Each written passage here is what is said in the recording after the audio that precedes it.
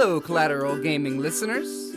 Chazzle Dazzle here from the Trial by Error Variety Show podcast. I just wanted to take a few seconds to invite you guys over to what we do. No, it's not video games, but we do invite really awesome and unique bands from all over the world. We dig deep into their souls and find really cool stories to tell you, and there's tons of music every week, so subscribe to us wherever you subscribe to your podcast. We look forward to having you. I'm Ashley Chancellor. And I'm Megan Gomez. This is Collateral Gaming.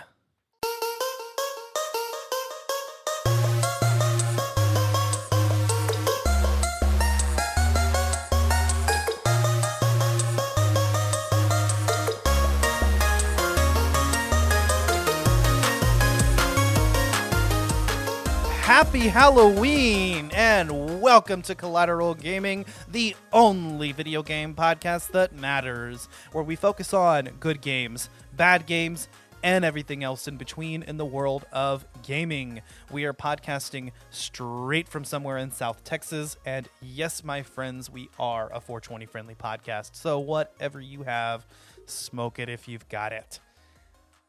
And I know we're missing the deadline by a little bit. Okay, it's a little bit late to say happy Halloween, but you know what? We got some personal stuff that we had to deal with, and yeah, it was an interesting Halloween in the week following. So happy Halloween, guys. We're sorry that's a little bit late. Yeah, it's all good because we're here now, and we're gonna talk about a horror game. But before we get into that, how was your Halloween, Megan? It was really good. Just hung out with the hubby and the family. Cooked some burgers with a couple friends. Nothing too crazy. Obviously, because you know it's a pandemic, and we don't have any kids or any dogs because we used to take the dogs trick or treating and we'd see if anybody had dog treats. But right now we just have the cat, and the cat doesn't exactly like to go outside, so we just went out and grilled out. What about you, Ash? For me, you know, it was my daughter's first Halloween that she would be fully conscious, you know, during the holiday. So it would have been nice to be able to trick or treat with her, but like we said, it's a very special year. It's COVID going on, so we decided to play it safe. But I was spending time with family, had a little Halloween party at my parents' place, and we enjoyed each other's company. And even though she didn't get to trick or treat and have candy, she did get plenty of sweets, so it was nice. There you go.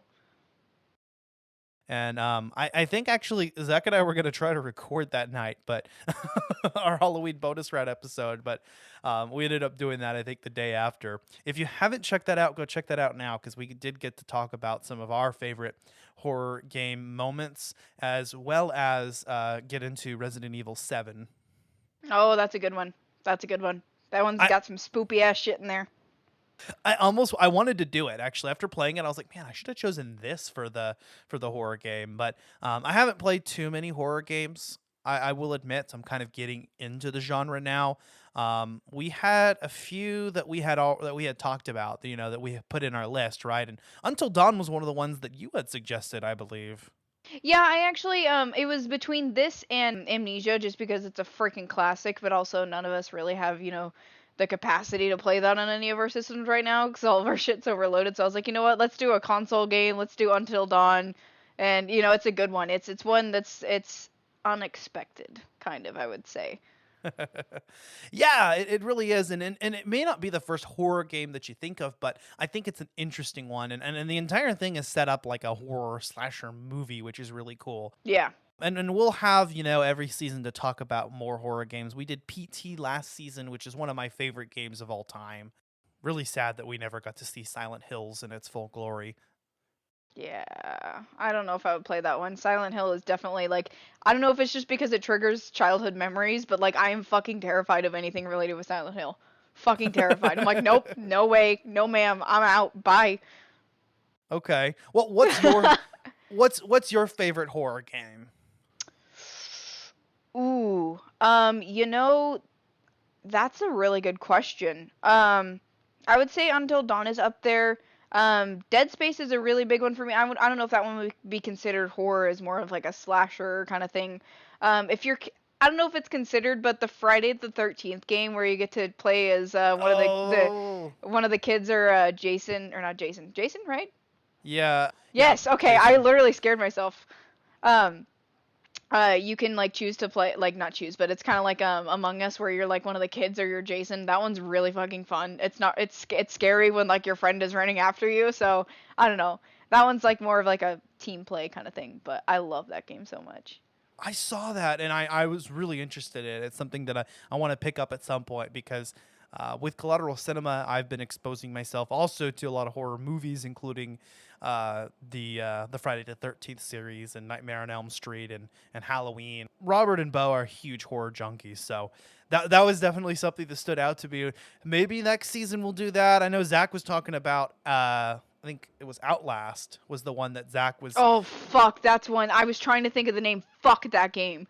I literally cried like a little bitch in a corner for like 2 hours because he just comes up and fucking grabs you, and I was not expecting it. Like it was calm, and I was like, it's too calm. And then this motherfucker that's huge with his face all burnt just grabs you out of no. I literally was like crying, and I was like, no, I can't do this right now. Like I'm gonna have a heart attack. I think I was like 19 at the time. I was like, I'm gonna have a heart attack, guys. Oh my goodness. It was bad. Like I was terrified. It was like when the game first came out, and I was like, Yeah, no, there are definitely some horrifying moments. PT is one of those games for me that just really gets me. Resident Evil 7, same thing. I mean, I found it difficult to even progress in the game because I kind of had this feeling like I was always being hunted. And oh, Blair Witch too. Blair Witch Blair is a Witch. pretty scary one. I played that one for the first time There's a Blair last Witch year. game. Yeah, it's based off of the movie. Like you have the camcorder and stuff, and you have to like rewind, and you've got the dog, and it's fucking terrifying. Like I don't play very many horror games. Like I will warn you guys now. Like even just like anything having to do with the paranormal, I'm kind of sketchy of just because I've had some very strange and bad experiences. So like when it comes to like spooky stuff, I'm like, I'll play it, but if it gets too spooky, I'm out. Later, I'm gonna go play some Final Fantasy and pretend that never happened. Fuck this shit, I'm out. Yeah, literally, I don't play Final Fantasy that much, but I will literally go and play, what is it, 17? Where you're playing as, what's his name? Yeah, 17. I will go pick that up. Yeah. And ride around in the car and drive around and just take pictures and shit. I'm like, no, I need to clear my brain of what the fuck just happened. If you ever play PT on VR, oh my god, I couldn't even do it. Like I had to take the headset off. Like any horror game in VR is just insurmountable. I don't know how we would I'm do good. it. I'm litty titties on that. I'm good.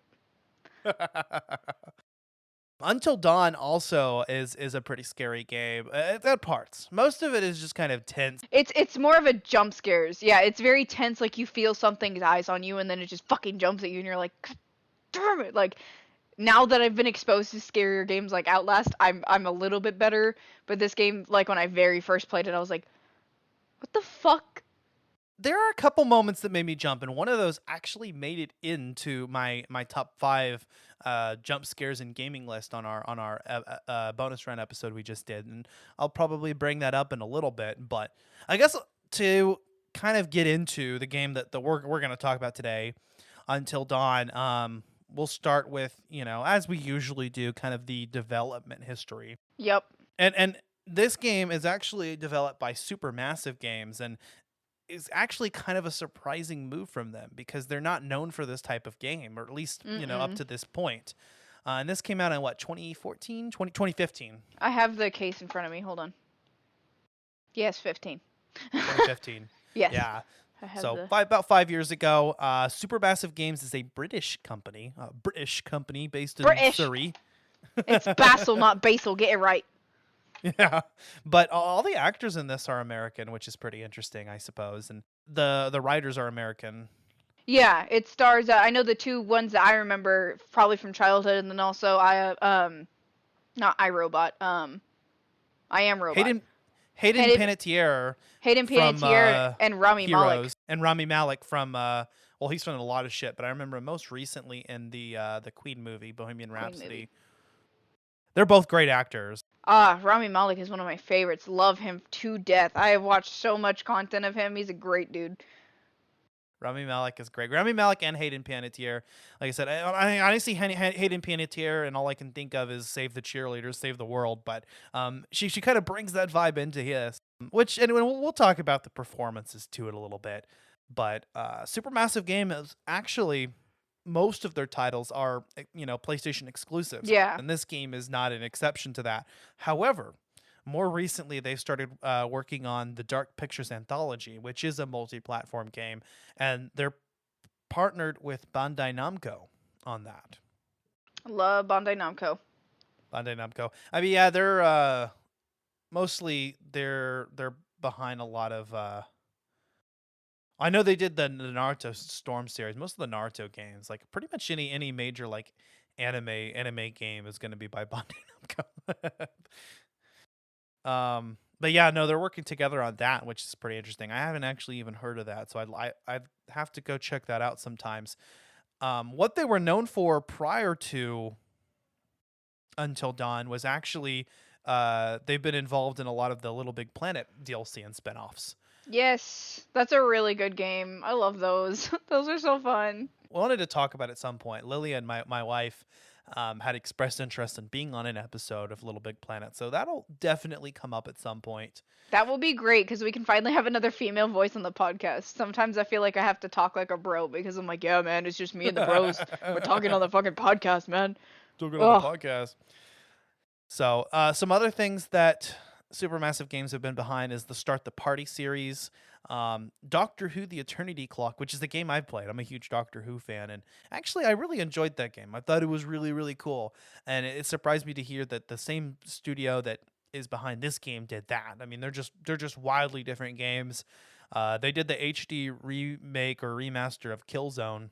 Yeah, I remember hearing about that. Killzone is the one that I remember notably from them. Yeah.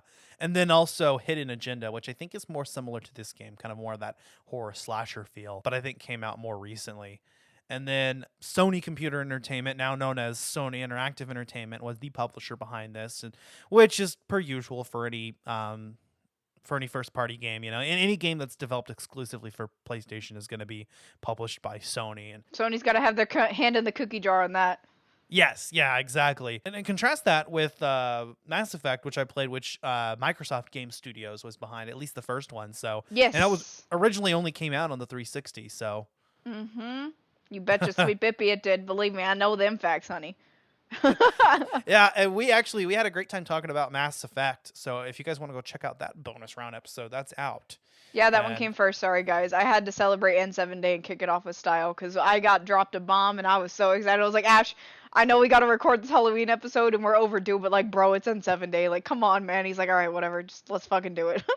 It's N7, so yeah, no, we had to do that. But I'm glad that we're talking about this now, finally getting this out of the way.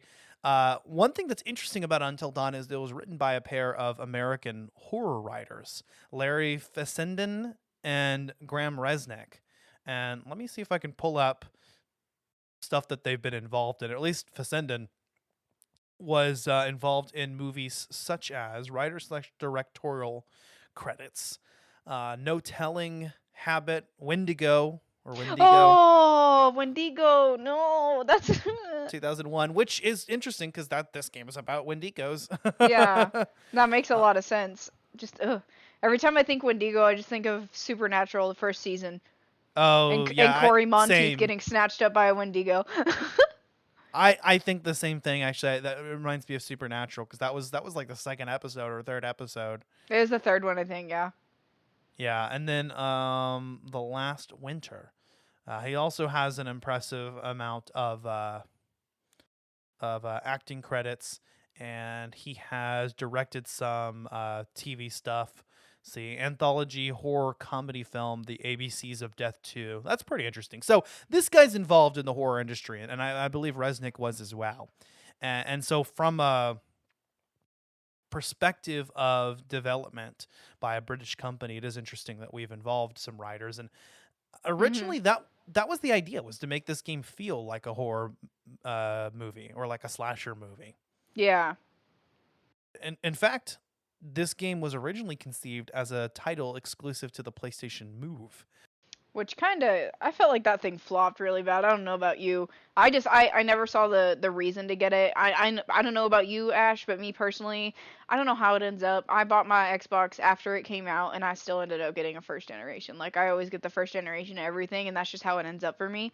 And like I had already bought the PlayStation. I got it like someone had literally traded it into GameStop. I was just shopping around GameStop and um someone was with me and they bought it for me and I was like, "Oh my God." And then I was like, "Well, I'm not going to go spend money on a PS Move. Like I don't need that."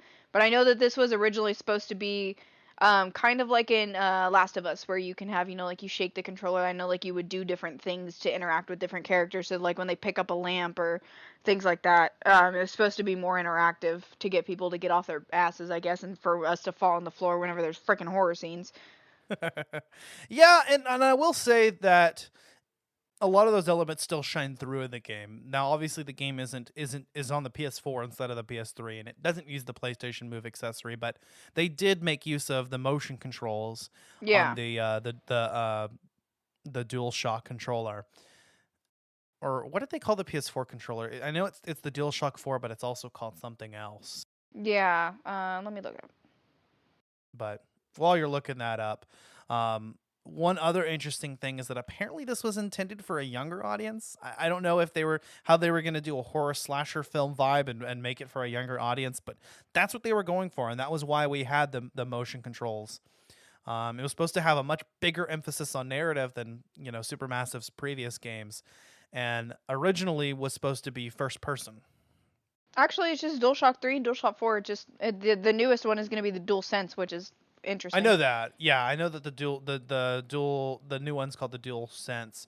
I want to say though the DualShock 4 did have, I mean that's its main name, but I want to say it was also called something else, or maybe it was the DualShock 3, but that's neither here nor there. That I don't think it matters. That's in the past. So the other thing I wanted to mention also was that there actually was a lot of positive reception to this title early on, even in its early development stages where it was a PS3 Move title. It was kind of this alpha gameplay that was shown, and aside from the criticism towards making the PlayStation Move controls like an exclusive way to navigate the game, there was a lot of hope and hype for this game. So, and I guess because of the long development time, that hype only increased. Yeah. Something that's also interesting that I actually didn't know until I was checking out, like we have obviously points, guys. Like there's no way we're going to be able to just talk this off without a list. Just saying. This was actually used. It was created in the Decima engine, which was made by Guerrilla Games. Yes, I thought you would like that. Yes. Also the people that created Horizon Zero Dawn, which is interesting because I didn't until now, like I can actually understand the gameplay because kind of tying into Horizon a little bit because I kind of want to bring up the engine for this. Even just the stumbles and falls that these characters have is actually realistic. It's not just like they fall flat on their side or whatever. They actually stumble and they'll fall and they'll roll and things like that, which is really cool that Guerrilla Games is able to create an engine like that with the budget that they had. From what I understand, it was not a big budget at the beginning, as most developers have. So that's something cool. Yeah. I also just getting into how we're talking about all of the mocap and getting into we're kind of coming into this chunk of actual Gameplay. Controls and gameplay.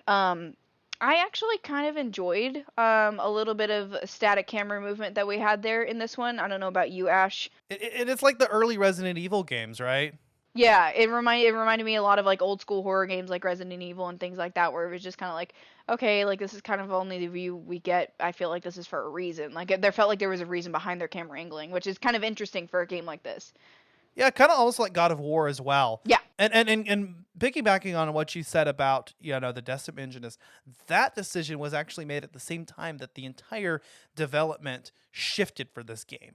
So while they were experimenting with the debug camera is when they had actually decided to go in and use a third person perspective for a more quote unquote cinematic experience. And I guess since they were going for the feel of a horror slash slasher, yeah, I said that right. Yeah. Movie. I guess I understand why that decision was made. It's also when they decided to go ahead and move the game to the PS4, and whenever the story became a more mature plot. When Yeah. and also at that time, all of the characters, or most of them, ended up being recast. And as far as we can tell, the reason that decision was made was to use better known actors like Hayden Panettiere and Rami Malek. Yeah. Also, I did kind of want to tie into that. It also makes it, a little bit more intriguing for people that are wanting to buy the console. Also, I really do like the fact that it is more cinematic, because if you think about like PlayStation exclusives, like you always think like it's this raw cinematic experience, like you're delved into it. And that's always just how PlayStation exclusives are, and I will always credit PlayStation for that. I, of course, as you know, I'm sure everybody knows because I talk about it all the time. The Gear series, the Xbox exclusive, is phenomenal, fantastic. That shit will jerk you into like hugging your knees and like rocking back and forth, kind of crying.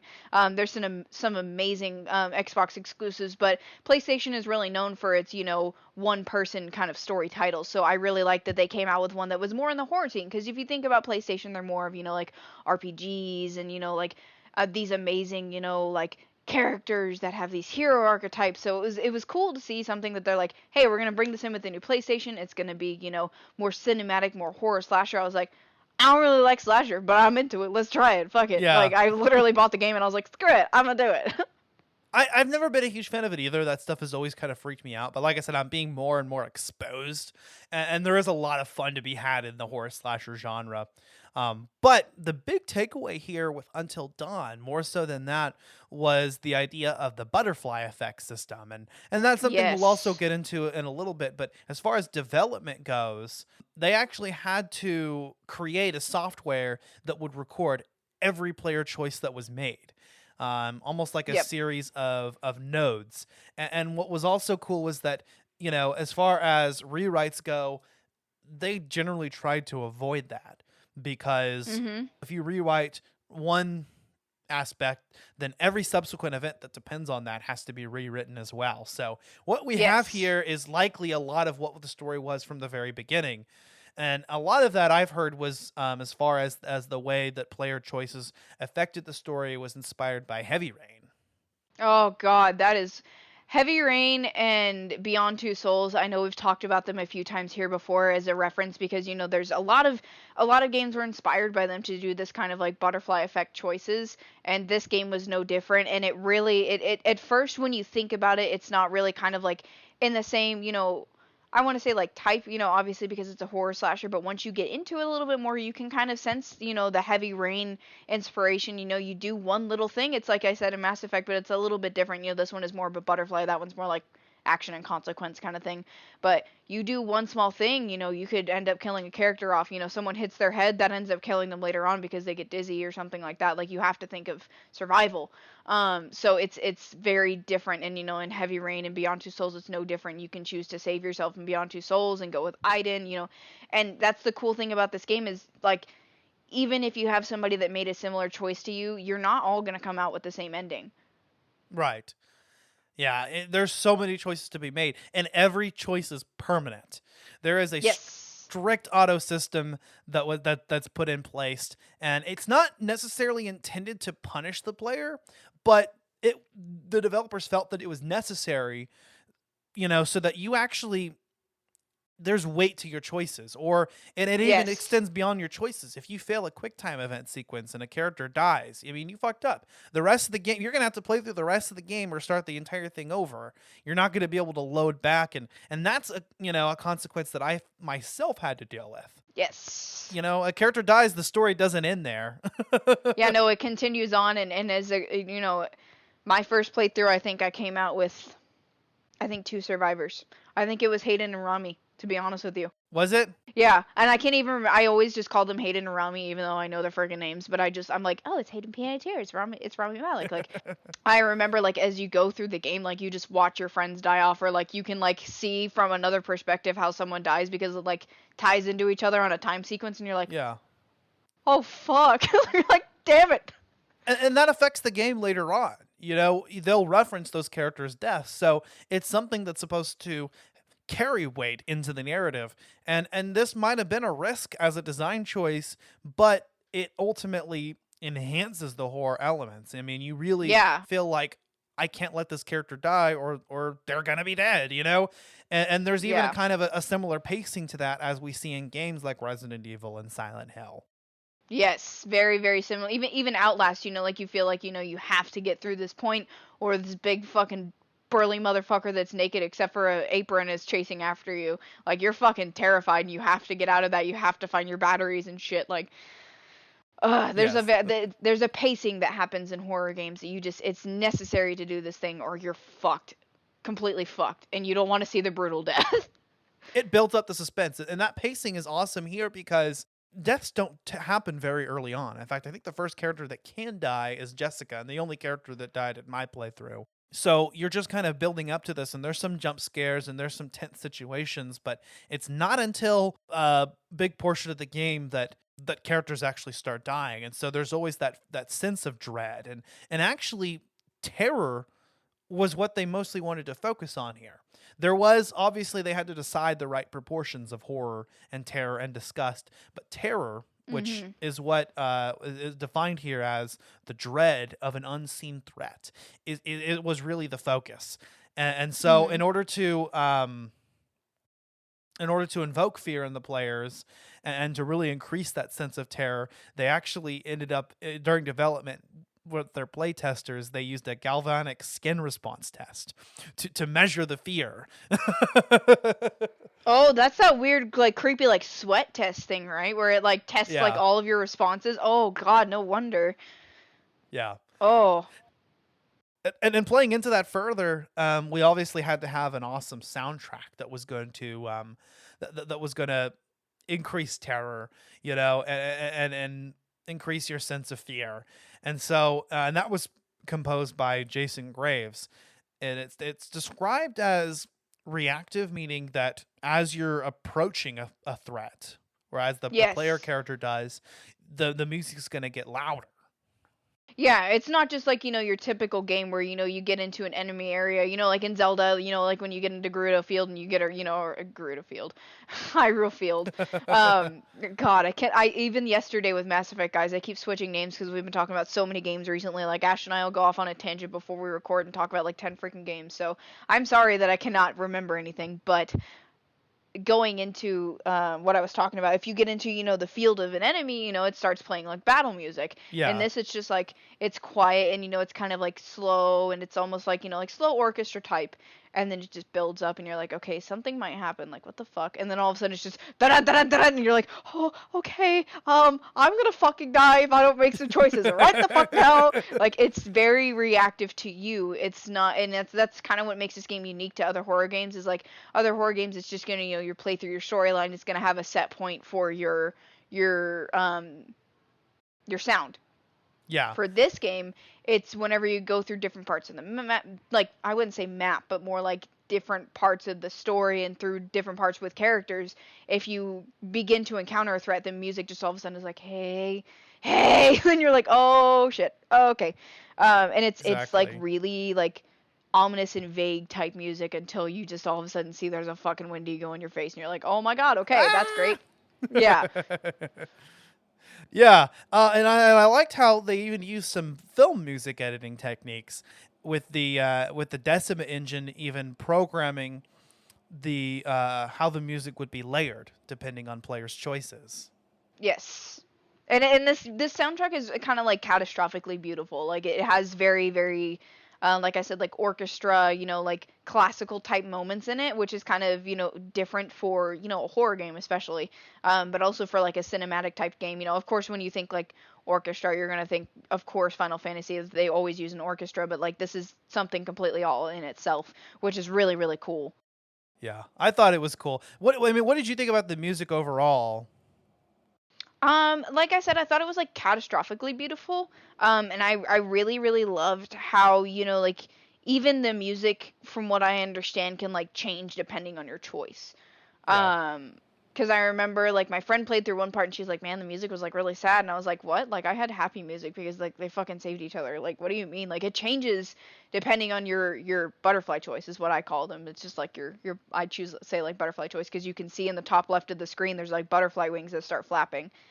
And you can't really see it unless you're paying attention to it, which really fucks you up if you make a catastrophic choice because it's just like, blink, blink, and then it's gone. I enjoyed that as well, and I also liked the theme song "Oh Death." That was pretty interesting. But I guess tying that in now to the gameplay. Mm-hmm. Well, I said before that this game was kind of like, you know, a Telltale game in the sense of being an interactive drama. How do you think it compares to titles like that? This one's a little bit different because, you know, like, trying to describe a Telltale game because they're all kind of different in their own, you know, in their own way, but they're all still kind of the same. For this one, it's more catastrophic, I would say, because it's literally life or death instead of just like, oh, I could have been with this guy, but I was with this guy. Like it's like it's not like a flip the pages book where you get to, you know, flip to page 93 and this is your outcome. Like this one's more like if you don't project this fall, you're gonna fall and hit your head, and then you're gonna die 2 hours later when you're running from a fucking Wendigo. Like it's completely different. Completely different. So I like how it's like it's very similar to these games, but it's also its own type, kind of like Majora's Mask as we talked about in our season premiere. It's like the other Zelda games, but it's different. Okay, like it's same but different. So for me, that's kind of how I feel. What about you? Like those kinds of games, I mean, it's obviously it's going to be mostly interactive cutscenes and some third person exploration. But when I've tried to describe these types of games to people, you know, I like to say it's more just like an interactive movie or an interactive story than it is a video game. And so I think it's a really, really interesting experience for a player.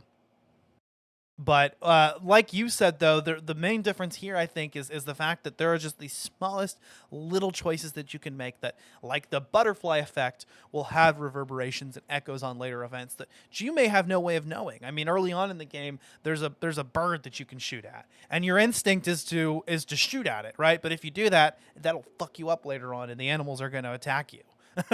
Yep. You know, yeah, because they fucking yeah.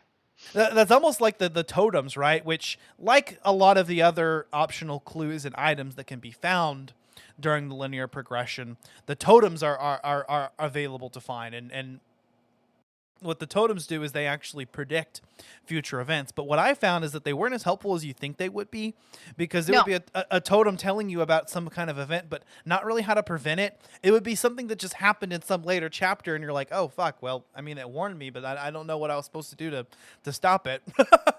Yeah, exactly. You have to, like, read into them so much, and, like, my first playthrough, it was a couple months after it came out, and I definitely went through some guides, like Wiki Guide. Fucking hell, I needed that. Like, my first playthrough, my very first one, I think everybody died. Okay.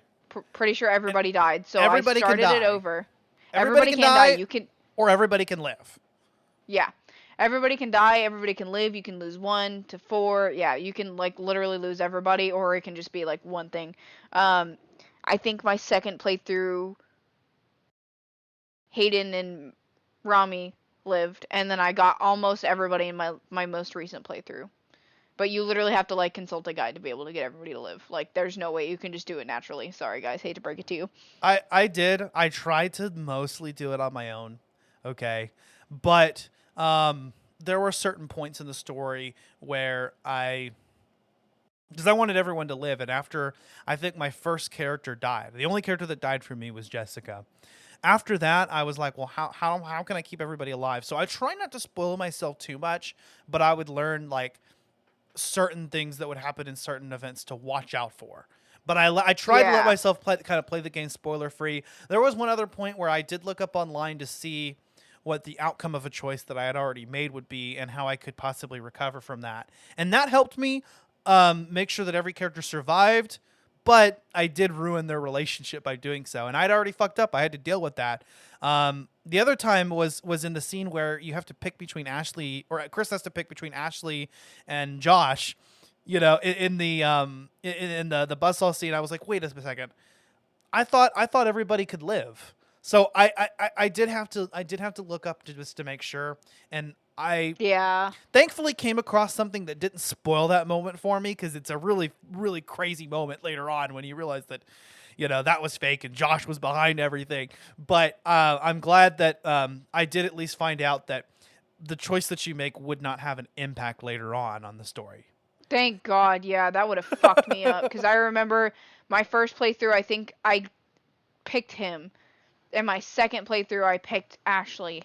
I think And then it my picks last him no playthrough, I matter picked what. Ashley. Huh? I think it picks him no matter what. But it doesn't matter because he doesn't actually die. So Yeah, fuck him. Fuck Josh. That's another interesting part of the story, and I guess we'll get into that in a second. But another aspect of the game, besides the butterfly effect system, besides the various totems and clues and secrets, which, by the way, can be carried across multiple playthroughs, but we also have QuickTime event sequences, and that's something that you normally see in this type of a game. And some people criticize QuickTime event sequence, but I like QTEs. Yeah. Piggybacking off of what you said, that's the reason how I found out not to kill everybody. Because, like, I honestly, I think I accidentally skipped the tutorial in my first playthrough. Okay. So I had no idea what the fuck I was doing. So I was literally just winging it, and I wanted to get through the game so I could like play over, because like it's like we said, like you can't just go back. Like you have to just continue playing the game. And I Yeah. literally was like so fucking confused, and I didn't know what I was doing. So I left the game down for a few months, and then I picked it back up even more confused. So I just sent it through the game and made sure to kill everybody. My second playthrough, I fucked up and I quit the game. So I literally had just like I was playing as Rami and Hayden, so I considered them saved because I was like switching back between the two. And then my last one, I think only one person died, but I can't remember who died. And it was at the very end. Mm-hmm. So you can redeem yourself, but that's because I got those hints when I catastrophically fucked up, because I was literally just running around like a madman picking up shit. So because that shit carries over, you can actually redeem yourself in a later playthrough. I am so sorry to all of these characters. I fucking killed you all. I killed Jessica, and after that, I was determined to keep everybody. And what's crazy is everybody who's living can die at the end in the final chapter. Yeah. Because there's one of those QuickTime event sequences that I was mentioning, and throughout the game there are QTEs that will fuck up. In fact, that's how Jessica died. Jessica died because I failed a QTE, and so it's not like one QTE will fuck you up, but if you make the wrong choices and you mess up too many, then it will be the death of a character. So you have to be careful with those. Oftentimes, And these aren't just traditional ones either. These are like in your face. Like these are quick ones. Like they're not like like old school God of War where it's like you hold it. Like these are like you better smash that button like you're fucking. I don't even want to talk. It's dirty language, but you know what I mean here. there's a risk and reward system, because in a lot of cases you have to decide, okay, am I going to pick the safe route or am I going to pick the quick route? And the game presents you with that multiple times. And so if you pick the quick route, you better be up on those QTEs. Yeah. If you decide to play it safe, the QTEs are going to be a lot easier, but you may not get to the objective in time. And in this case, I think the situation was Mike has to get to Jessica by picking every safe route and not messing up too many QTEs. Or I think maybe there's one in particular that fucks it up, and I happen to pick that one. That's the one I happen to fuck up on. They're not too hard, but you really have to be attentive. But the hardest ones for me, and the one I was alluding to earlier in the final chapter, are the don't move segments. Because you never know when they're coming, and they're easy because if you think about it, all you have to do is just set your controller down on the table. I'm sorry, that's the way I do it, because it is way too freaking hard to keep it still. But you have to know that it's coming. Especially when you're in a horror sequence. Especially, and it's so tense, and you feel the tenseness of the character having to remain completely still. So I put it down on the table, but the problem is that you have to know that those events are coming up and prepare yourself for. So there would be times where I could feel that those don't move sequences were about to happen. So I'd go ahead, I'd just put the controller on the table, and I'd be trying to push the buttons from the table because I didn't want to kill a character off. Yeah, those are fucking hard. That's probably one of the hardest things in this game is the don't move sequence. Yes. Oh my god. But, with those and with the butterfly effect, I mean, it really just it really increases the sense of urgency. And like I said before, you feel the weight of all your decisions or, mistakes. There's so many mistakes that you can make, guys. Like when I intentionally fucked it up, like you really fuck up. Like you don't realize you can really fuck up. Yeah. Like You really bad. Like I was like, "Oh my god. I'm a terrible human being." No, you really do. And they shove it in your face later on. Like, here's the characters that died, and then the characters react to each other based on people that died. And so, like, you're in complete control of these characters' lives. And I like those little moments throughout the story where you meet the Dr. AJ Hill. Oh God, that performance is so good. But he talks to you almost breaking the fourth wall, saying, while you're playing your game and while you're toying with these people's lives, but in reality he's talking to Josh who's having delusions. Yes, but it does feel like that breaking the fourth wall kind of thing. I will agree with you on that. It's like, and you're sitting there like with this sense of dread, like stop fucking talking to me like this. This is scaring the fuck out of me. And that performance is done masterfully by Peter Stormare. And God, Yes. oh, he's just the right amount of like creepy and and I've seen him in some other shit before. I mean, that dude's everywhere. Yeah, it's like Alexander Skarsgård with fucking it. He just has to look, and he's like creepy. It's just that presence, right? Yes, yes, he's just fucking creepy. Sorry, dude, but you're creepy. He is creepy. Imagine a night This was the right thing to do. where every decision What the hell was that? and every single action I just saw someone at the cabin. affects your fate Very funny. Guys, come and the on. fate of those around you. Oh my god, what the hell was that? We need to go get help now. Could you live with the consequences?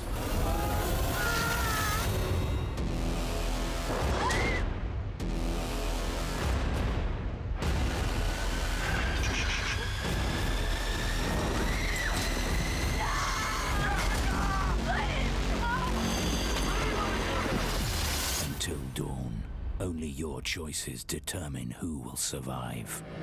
Exclusively on PS4. What were your thoughts on the story and especially, how that story is influenced by the player choice? I'd have to say because of player choice, you feel like you have more control, but really, like, do you?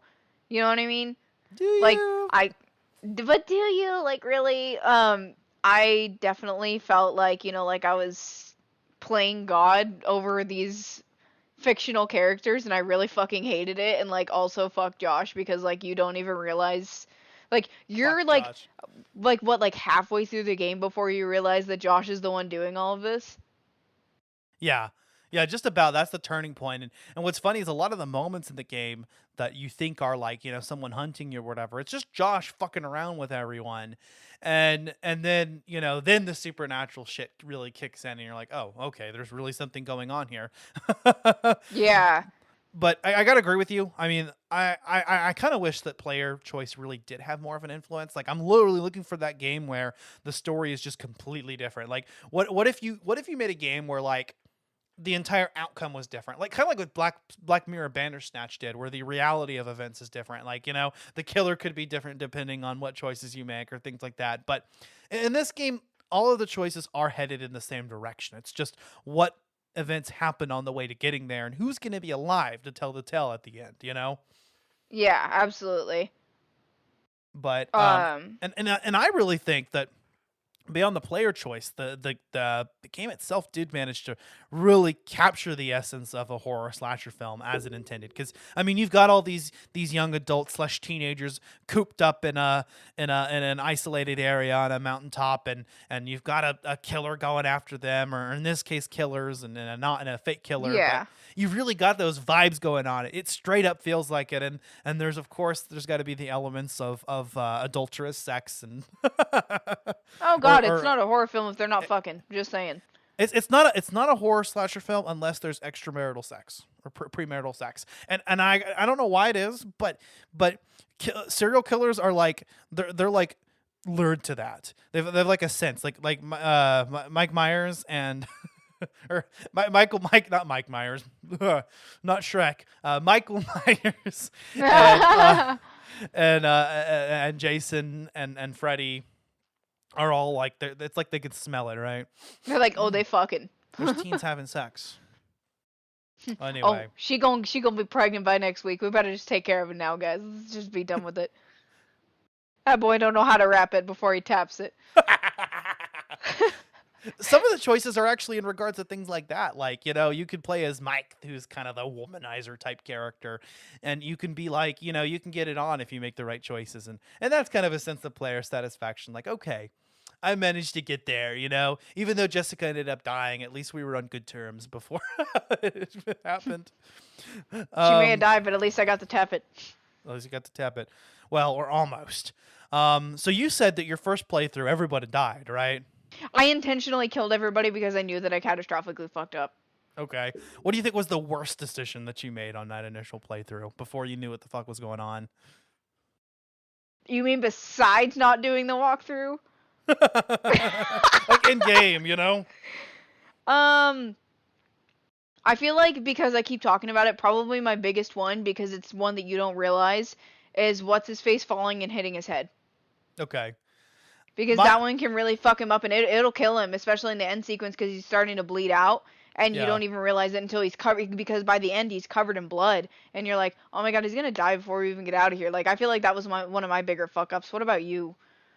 For me, it was more so just mishandling that one QTE with Mike. The QTEs, yeah. And then I did fuck up the relationship between Emily and Matt, but fuck Emily, she's a bitch. I don't care. And I was just like, just be happy that you both are alive, okay? Exactly. But I felt bad agree 1000%. I felt like Matt was a good guy, and I made him do a not good thing to save his life. Yeah. It was just, I don't know, because, like, all of the characters are so, like, completely different that I wouldn't even...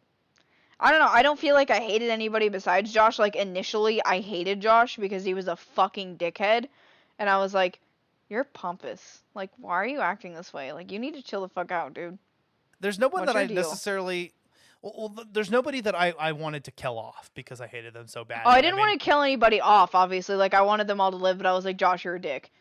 I probably would have let Josh die, but I decided to let him live, and I was nearing the end of the game, so I went ahead and saw and looked up something and found out that there was something that you had to get in order to make sure that Josh lives, which ultimately actually ends up in a worse outcome, I think, because he ends up becoming a Wendigo if you let him live. But I did it anyway, which I probably would have.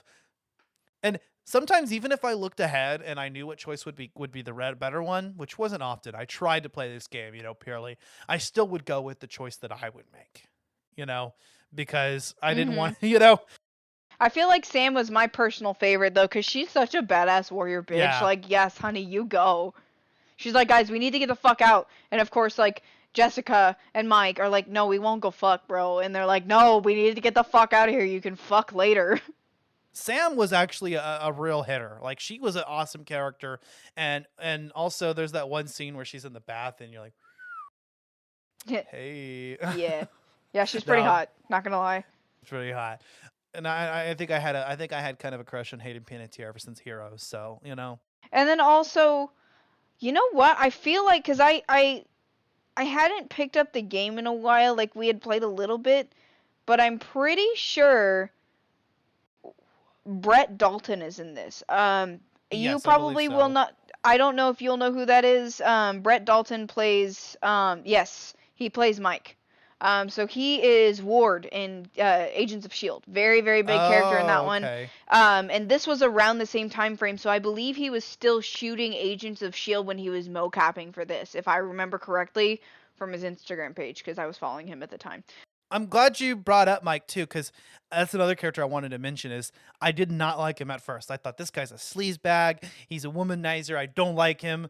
But over time, like I actually really he got a redemption arc, and he really He did. became one of the more like likable characters in the story. And at the end, he's the one that figures what's going on, and he and Sam characters are the ones that ultimately enact the plan. And that is just such a cool moment at the end, by the way, because he comes up with the plan, she looks at, she instantly figures out, and then there's like 3 different don't move sequences in a row, and you feel like a badass every time you pull one off, and you're like, and then another character leaves, and then go, and then another character leaves, and that's the moment I'm talking about, where every character can die, even if they've lived up to this point, but if you do it right, she's going to do the don't move sequence, allowing each character to walk out the door, and then they both leave, and then he blows up the house.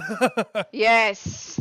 Yes. So that's a pretty iconic one. And I couldn't, because like it's like I said, I played a couple weeks ago, but like it didn't click in my head because I hadn't been watching Shield recently. Alan and I have been kind of waiting because I don't know about you, Ash, but all of my favorite fucking TV shows are ending this year, and I'm really, really upset about it. So like both Alan and I, before we even started dating, before we got married or anything, 2 of our big ones was Agents of Shield and the 100.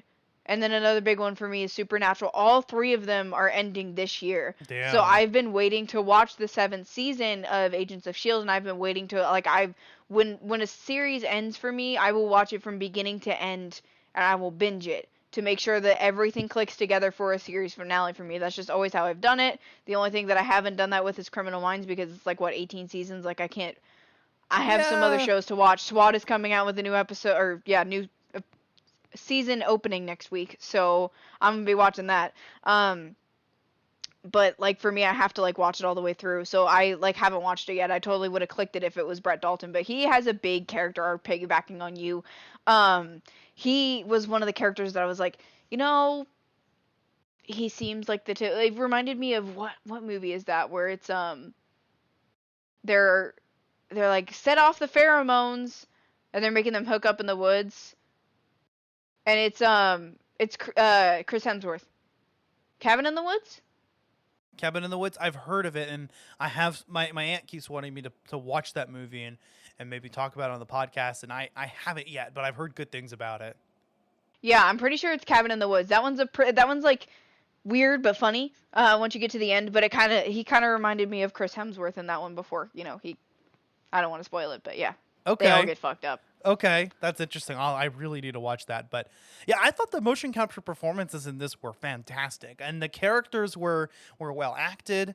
They acted. I mean, they were realistic. They acted like young adults would act. Yeah, even though Brett Dalton is in his 30s, I think. Like he acted pretty well for being a teenager, yeah. And he's from I don't know if you've seen it, Ash. I personally am a big Marvel junkie myself. Like I will literally watch anything related to Marvel, and Agents of Shield is no exception. One of my favorite shows of all time. I haven't watched Agents of Shield, and I've wanted to, but I kind of been disappointed. I would have earlier, but now that I'm figuring out that because originally it was canon to the MCU, and now it's not. So it's kind of disappointing me and pushing me away from wanting to watch it. But at some point I will. It's actually funny that you mention that, because it does, even up into season, let's see, I just finished. It's up until I think season 6 or whatever, and then the newest one, they just completely ignore the snap and I get why they had to do it, but I'm just kind of like, because it's one of those series that I haven't watched, but like I've kind of kept up with like what's been going on in it, and I heard about that, and I was kind of like, well, that's kind of disappointing. I don't know if I want to watch it now, because that's not actually a part of the events at this point. And did they ever explain that? Season 7, yeah, they do kind of, because it's like they kind of get into like alternate realities and shit like that. Okay. So like seasons 1 through 6, you actually hear them mentioning, like after Coulson dies, like they mention like the Tahiti moment. They mention Avengers moments. They are cleaning up during the Shatari attacks, like they're cleaning up all the wreckages and having to take care and do protection details on alien artifacts and things like that. So it is actually pretty canon up until season 7. From what I understand, I think it's like different realities, or it's like time travel or something, so they're not present during the snap. Okay, so it's like you're left to fill in the blanks that basically because of time travel shenanigans they've shifted into an alternate reality where that didn't happen. I believe so, or it's like they're in a parallel where it hasn't existed yet, or maybe they're at a point in time. I don't think it's current with where they were at in Avengers when they filmed it, Okay. because they were cutting the series short. Like the series ended before, like they had already wrapped, I believe, right as Endgame was coming out. Yeah, because So it it was wasn't season 6, I tying. think, was coming up with Infinity War. And they were Yeah, tying it in and mentioning events, and then it's like, so Thanos was coming and all that, and then all of a sudden, they jump forward a year later and the snap never happened, and I was like, oh, well, okay. I'm just saying, if they actually let everybody in, Agent May would whoop everybody's ass, and she would be along with all of the females that saved Tom Holland's little cute Spider-Man ass.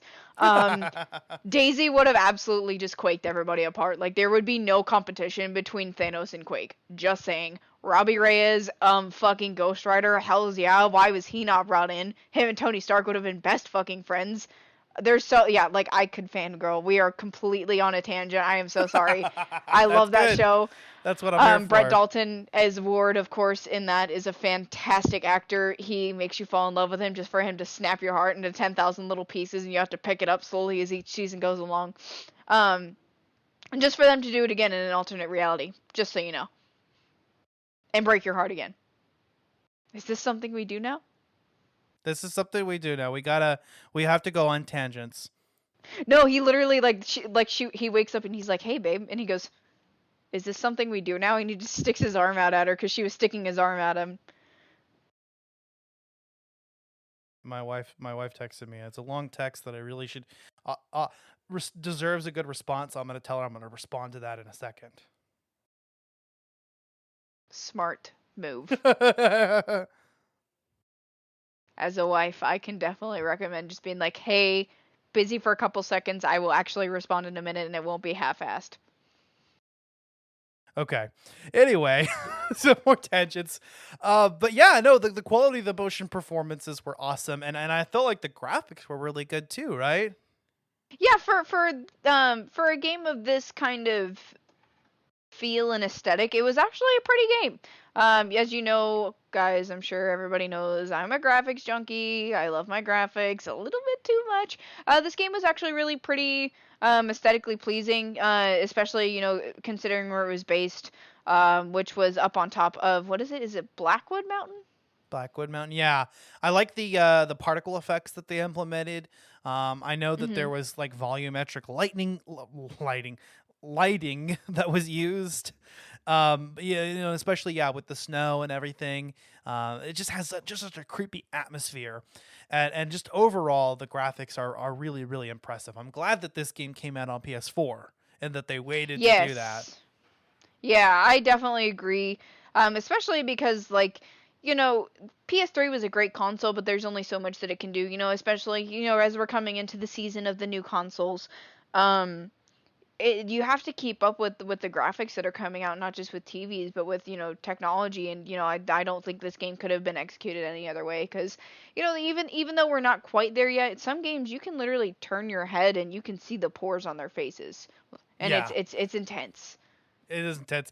And overall, I think the presentation and the execution were done well. There's no glaring bugs or glitches, and maybe because we have such a linear story here, and you're in these self-contained environments, you can't push the limits of that. So, but overall, I mean, this game executes well exactly what it aims to do, and so you've got to give it props for that. I believe that this game did actually get good positive reception generally. At least according to Metacritic. The aspects of this game that were most praised was the butterfly effect system, and even like we said earlier, the aspect of having to force players to live with their choices actually is what makes the game. That strict autosave system is actually what and it was used to good effect. It did what it was trying to do, and the performances were also met with acclaim as well. Like we were agreeing, Yeah, they were definitely very worthy performances, especially for people who, like Hayden Panettiere has been in her fair share of things, but I feel like she did an amazing job being able to capture, being in a horror sequence, especially for someone who doesn't seem, like the type to be in one, even though she's, kind of perceived as like the blonde. She's perfect for a horror movie. She's definitely a final girl, like right there. That is a final girl if I've ever seen one. I mean, yeah, true. Also, I mean, just a lot of even how they can like maintain relationships. I mean, you can see it in a game when it's Final Cut, but you got to realize like whenever they're developing a game, like you have to literally just sit there and stare at a mocap screen. Yeah. And sit there and read a line off of a page. So the fact that they were able to tie all this together and actually make it seem like they were dynamic towards each other was actually a very, very good performance for me personally. I'm very, very intrigued by like voice cap and things like that. I just am so fascinated by voice acting. Like I thought I would be able to do it because I can do some pretty good impressions. So I feel like I wouldn't be too bad at it. But like it's interesting how it all comes together and like watching it. Yeah. Yeah, it really is. And then even the QTEs, which most people will criticize, and obviously we have our fair share of critics. Just the fact that they use QTEs in the first place, which I've never gotten. I've always liked them. I've always felt like they're really satisfying and cool, and they make what would normally be a boring cutscene cooler. But even the Absolutely. haters, a lot of people would say that the QTEs are used well here because this is the type of game that you need QuickTime events in. Yeah, it really is. I feel like the game wouldn't be the same if you didn't have the quick time events because it's not gonna have the sense of urgency that you're looking for if you don't have this type of event, which is it's kind of integral to the game itself. Like you wouldn't have the same experience without it. Yeah, there has been some criticism aimed at the implementation of the motion controls. A lot of people felt that was kind of gimmicky. I didn't use the motion controls. I used the traditional controls, which does use some motion, and I felt like it was a good balance. Yeah. So I think originally when the game came out, it was motion control only, and I think that they ended up patching that, if I'm not mistaken, but I could be wrong. They did, yeah. At least the game was originally envisioned as motion only when it was a PS Move title. So, but I thought the motion controls whenever you do the traditional controls were actually pretty tolerable, and I didn't have a huge issue with it. As far as sales goes, I mean, I've heard that the game actually did end up surpassing the company expectations, either by Supermassive's expectations or probably Sony's. And in fact, it was not only a best-selling game, but a top trending game on YouTube in August 2015, and it was the best. It was the second best-selling retail game in the UK on its release week, just right behind Gears of War Ultimate Edition. It was the Ultimate Edition. Was that the like 2015? What year was that one? I'm assuming that would be 2015. Yeah, that's when the game came out. Well, I know. I think it might have been when they released the first game. They like kind of not like a yeah, it's Ultimate Edition remaster, but like an Ultimate Edition kind of thing. Yeah. That's what it was. It was the Ultimate Edition. This game did win one award, the British Academy Games Awards. In 2016, it won Original Property, and it was nominated for several others, including Golden Joystick, the Game Awards, South by Southwest, National Academy of Video Game Trade Reviews, and other British Academy Awards it was nominated for. So, and I felt like it honestly is deserved. This game broke a lot of boundaries. Is it, a perfect game or like an absolute masterpiece, mind-blowing, something that's never been done before? No, but it has a lot of new interesting concepts. It's executed well, Absolutely, yeah. This game was especially for something that I guess that I feel like this is the way that a lot of big games are. They weren't expecting it, and it just slaps. And it really did. This game was a pretty big slap for me, even though I really made myself catastrophically fuck up in my first playthrough because I felt like it was needed. Yeah, I mean, and it did well enough to warrant its own spinoff and prequel. There's a VR arcade shooter called Until Dawn: Rush of Blood. I don't know what it has to do with this at all. I guess it just exists in the same universe. It's not canonical to the storyline, but that's available on PlayStation VR. Came out in 2016, and actually, there's also a prequel, full-blown prequel, which I'm also struggling to find out exactly how it really connects to Until Dawn, but because it's a first-person survival horror game with not as many interactive elements. But there is the idea of player choices determining the outcome of the story, and it's set 60 years before the original. That's called The Inpatient. Yeah. And that's on PS4 and PSVR. Which actually I find really interesting because like I wouldn't have even thought that was like something that would have been out there, but that's kind of cool. Yeah, came out just a couple years ago in 2018. I'd never heard of it, but Yeah. But I guess we'll sort of wrap it up from here. What are your final thoughts on this, Megan? Final thoughts on this game. This is definitely a worthy game if you're wanting to like tiptoe your way into the horror game kind of style. Of course, you know, you're going to have your butterfly choices, so be careful about what you do. I feel like if this is something that, you know, you're wanting to see what's out there, but not exactly shit your pants your first playthrough, it's a good pick. It's not too completely, like, in your face, like, I'm going to fucking stab you with the rotted, half broken off fucking scissor blade, like in some horror games. Outlast talking to you. But I feel like this is a pretty good like starter horror game. It's you know definitely interesting in its own style. If you like any of the people mentioned above, you know everybody loves Rami Malek because he did such a good job, you know, impersonating Freddie Mercury. So I mean that's a good reason to check it out. The man's a great, glorious, beautiful man. Hayden Panettiere is just she's hot. Everybody can say that. She's gorgeous, beautiful, stunning woman. Definitely has really, really good mocap if you're wanting to do something that's, you know, sort of out there. I think coming down to it, it's worth the pickup, especially because, you know, it's not too expensive now. It's, what, a couple bucks? If not, nothing else. It's, you know, you're just your little bit of a chip in for your PS Now. So, Yeah, fuck definitely. it. Try it. Do it. Especially if you're missing spoopy season, this is a good way to get back into spoopy season. I agree, and like I think I agree with what you said as well. Is it's a good entry level horror game because there's not as much focus on the horror. It just kind of has those elements that make it feel like a horror slasher film, especially from like the 80s. But there are there's plenty of tenseness and terror throughout. There's a good share of jump scares. I forgot to mention earlier it's the baby Wolverine scene. I don't know why. Oh, But for some reason yeah. that scared the fuck out of me when it happened, and it plays off so well because as soon as you see it on screen, you're like, oh well, that's nothing. I shouldn't have been scared of that. So I think that's why it pays off for me. But that was the one that got me. I love the sense of urgency. I love being stuck in situations where you have to, you know, there's another situation with Chris and Ashley where he's got to either shoot her or shoot him in order to stop a blade coming through, and I couldn't do either one. I just kind of let it go, and it ended up okay for the characters.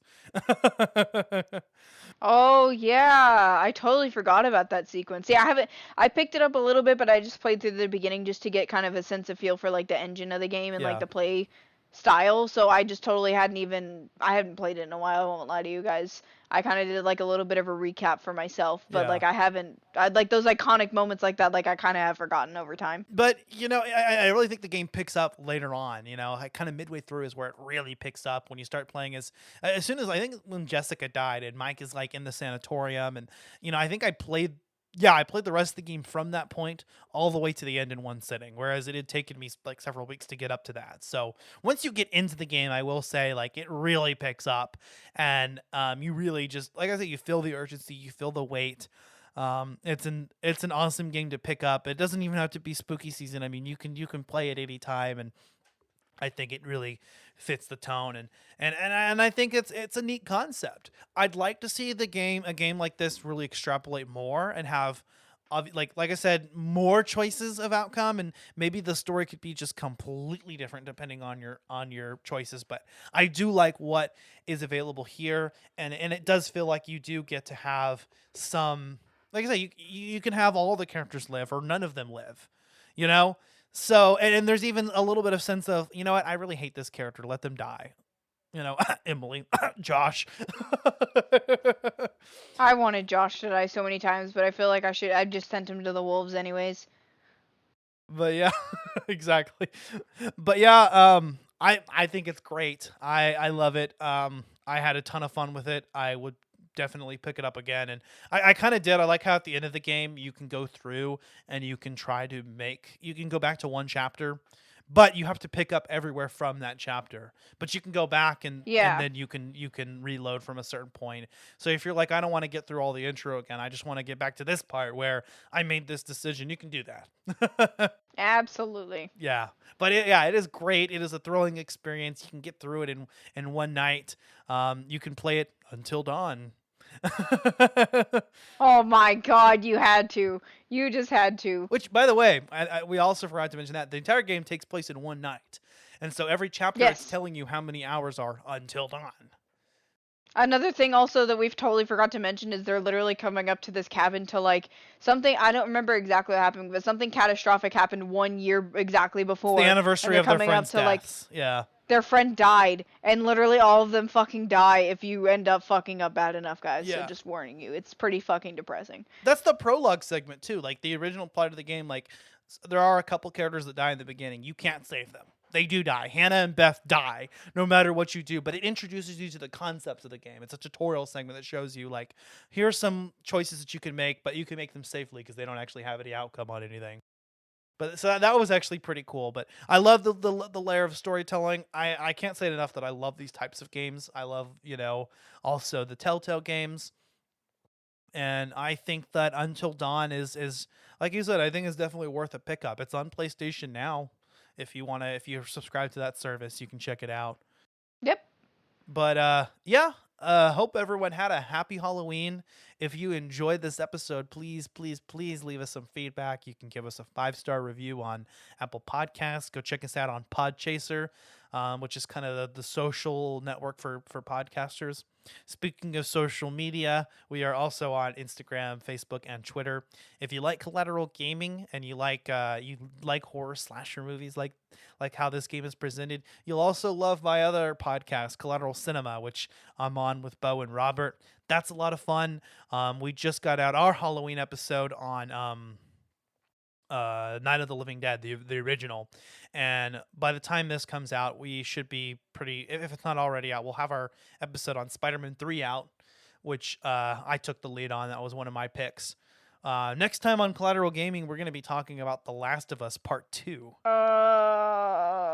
I haven't started playing it, and I'm already scared because like the first game made me cry like a little bit. So just keep some tissues apart for me and just leave us some good reviews so I have something to smile about. At me on Instagram and send me some memes. Send me some shit on Facebook and Twitter so I don't cry my eyes out, please. Just send me some fire memes, please. Yeah. That is a controversial game. I think it honestly could have been Game of the Year if it wasn't so divisive. So that'll be interesting to talk about and see. Spoiler, I like it. I think it's great so far, but I haven't beat it yet. So we'll see how I feel by the end. And I've heard that's the part that a lot of people are mad about. But Zach liked it. So, and Megan, we'll see how she feels. We'll see how Alan feels as well. Yeah, Alan will actually be on this episode, guys. So we'll finally be coming on together for season 3. So that'll be fun. Hell My yeah. husband's like, I haven't played that one. Didn't play that as a kid. I'm like, okay, well, I guess we'll see you at some point on the podcast. Thanks. But stay safe, guys. You can find Collateral Gaming wherever you get your podcasts at. We are on Apple Podcasts, Spotify, YouTube, Google Play, etc. And if there's anywhere we're not on, let me know, so I'll put us on. Yeah, please, absolutely, let us know. We are excited about the rest of this season. We are just starting out season 3 of Collateral Gaming, and we have a lot of really cool games to talk to you guys about. So We have lots of content coming. Keep it hype for us. We're trying to keep y'all good and give y'all some more shit to listen to and hang out and watch us do. Hell yeah. In addition, next month, I also wanted to mention we are also going to be doing a couple game launch episodes. We're going to be talking about Spider-Man Miles Morales and Hyrule Warriors Age of Calamity. So stay tuned for those as well. Y'all, if this podcast episode gets enough likes, Alan will buy me a Switch. There you go. I'm putting it into existence. Download this podcast, and if we get enough likes and downloads, then get a sad Megan a Switch. At some point, my plan was when we get enough downloads, we should all get a tattoo. Ooh. Collateral Gaming. How many? How many? I'm itching. Well, on Collateral Cinema, I think we pushed it up to 5,000 or 10,000. No, we're already past 5,000. We're pushing up to 10,000 on Collateral Cinema. So I guess we got to hold ourselves by the same standards. Collateral 10,000 downloads, and we'll all get tattoos. Well, I guess I can't tell Just don't everybody make me else put to. something on my ass cheek. Probably not. Probably just like a game controller wherever you want. Link us together. There you go. But we rambled on long enough. Stay tuned for that episode on The Last of Us Part 2. Stay tuned for our game launch episodes. We're also coming up on our in December. We'll be doing our anniversary special and our holiday special. I won't reveal those yet. We'll as we get a little bit closer, we'll talk about that. But yeah, guys, please stay tuned for some great content. We are really excited to be doing this, and we can't thank our listeners and fellow podcasters enough. Absolutely. We love you guys a lot. Alrighty. Well, happy belated Halloween, everyone. We hope you stay safe. And also, I know election just happened, so especially stay safe. And other than that, I'm Ashley Chancellor. And I'm Megan Gomez, and we are out. We are out.